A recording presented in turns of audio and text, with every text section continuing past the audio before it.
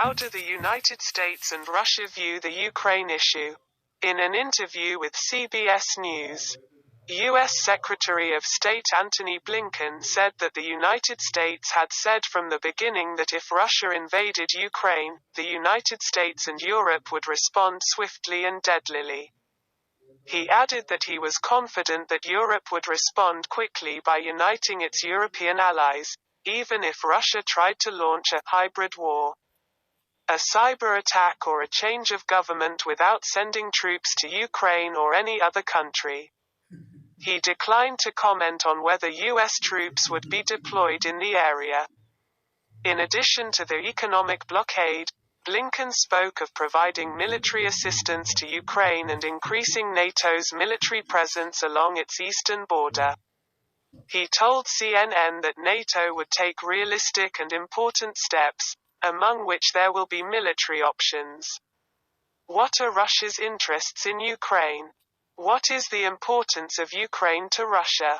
In an interview with McQuestion TV, a virtual television program in Texas, geopolitical thinker George Friedman says that Russia has been attacked 4 times from the west since the 17th century. There have been 2 attacks from the south. Russia's existence depends on these borders. To strengthen these borders, Russia wants to control the plains of Poland and Belarus to the west, and the Caucasus to the south. But at the heart of Russia's security is Ukraine.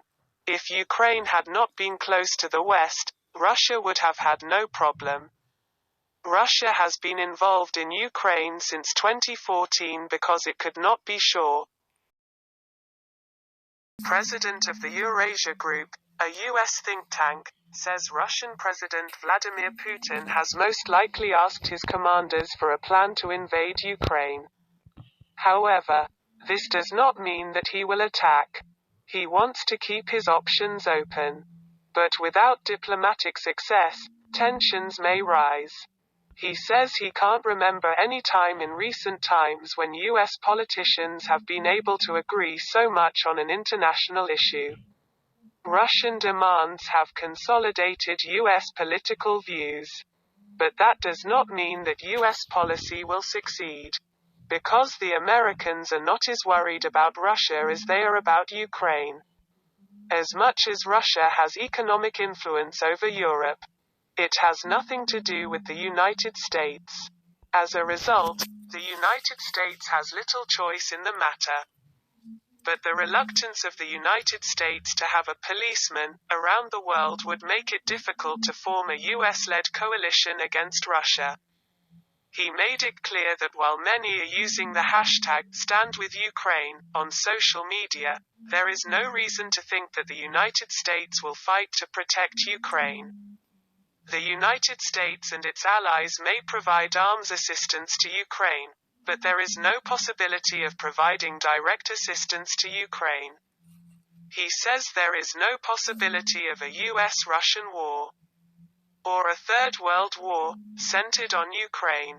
In an article in the U.S. think tank Geopolitical Futures, George Friedman says Russia wants to discuss, not attack, preparations for a military strike on Ukraine.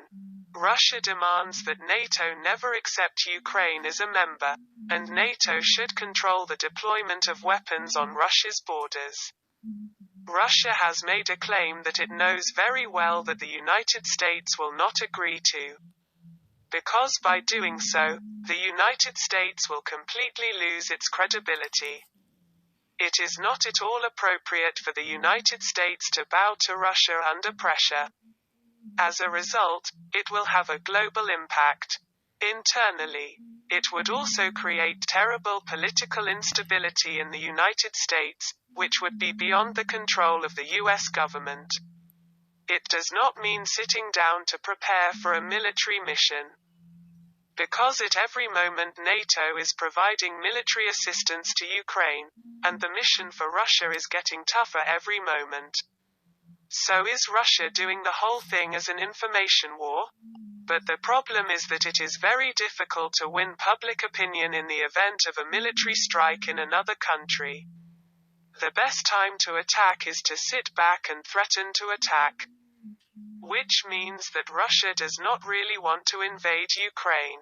The rule of war is to attack at the most convenient level, and giving no advantage to the enemy. And the rule of diplomacy is to make enough threats before reaching an agreement. British Prime Minister Boris Johnson told lawmakers on January 25 after talks with US President Biden. German Chancellor Olaf Scholz and French President Emmanuel Macron that some European countries were worried about a serious economic blockade on Russia because of its heavy dependence on Russian gas. The Guardian recalls that Johnson was referring to Germany. He added that their job now is to take the concerned states as far as possible, in order to impose a strong economic blockade on Russia. Johnson said talks between allies on whether Russia could be excluded from the International Interbank Money Transfer System, SWIFT, were not possible without US consent. German Foreign Minister Annalena Baerbock has already expressed skepticism. Johnson said economic sanctions would be imposed on key Russian figures and companies. At the same time, he said, Britain could increase its military presence in Eastern Europe if Russia invaded Ukraine. A Newsweek report states that Germany does not want to provide military assistance to Ukraine. They said it would not help Ukraine. Berlin wants to provide medical assistance to Ukraine instead.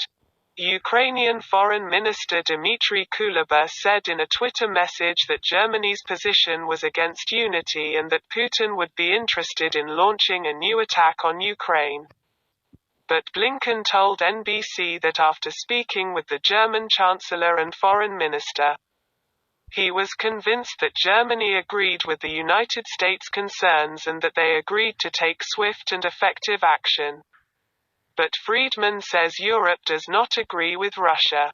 The Europeans have been at war for hundreds of years. That rival still exists. Germany wants to take advantage of Russia's economic backwardness. Poland, on the other hand, thinks that they saw in 1939 how Germany and Russia divided Poland. France once again wonders if this opportunity can be used to bring Europe under its influence by removing Germany. Russia wants to take advantage of the conflict between Europe and NATO countries. But at the moment, on the other side of the world, all eyes are on Russia as China is busy with its own internal issues. There is an importance of China's position on the Ukraine issue. Chris Miller, director of the Foreign Policy Research Institute, a U.S. think tank, said in an article that the United States has been at loggerheads with China over the imposition of economic sanctions on North Korea and Iran. In many cases, China has been forced to comply with U.S. sanctions, which highlights China's weakness. The West's blockade of Russia over the Crimea issue in 2014 was not too harsh. The blockade had little effect on Sino-Russian trade relations. But this time it is sure to be an exception. If China accepts the US blockade this time, then China's economic power will look weak enough in the eyes of all, and the financial strength of the United States will increase. Russia also has a much larger economy than Iran and North Korea. So while the damage to severing economic ties with those two countries is minimal, it will not be in the case of Russia. The blockade on Russia will undoubtedly hurt the Chinese economy. That's why China may not agree to cut ties with Russia this time under pressure from the United States. If China could make that decision, Russia would have a much bigger ally in the midst of its disaster, and the West has to fight a financial war on two fronts together.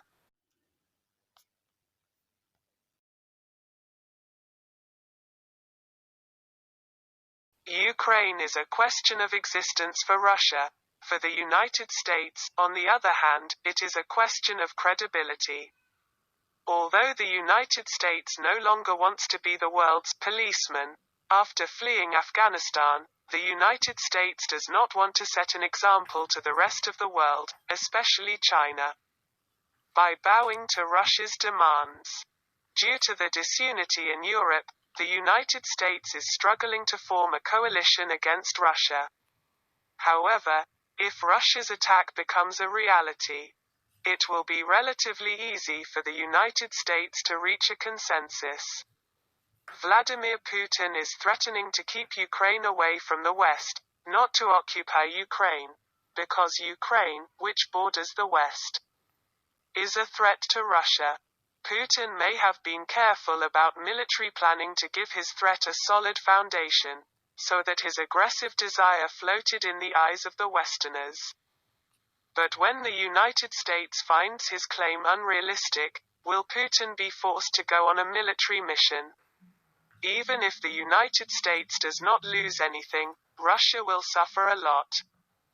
The United States will also try to keep China away from Russia. This time, however, China will not accept the US blockade on Russia.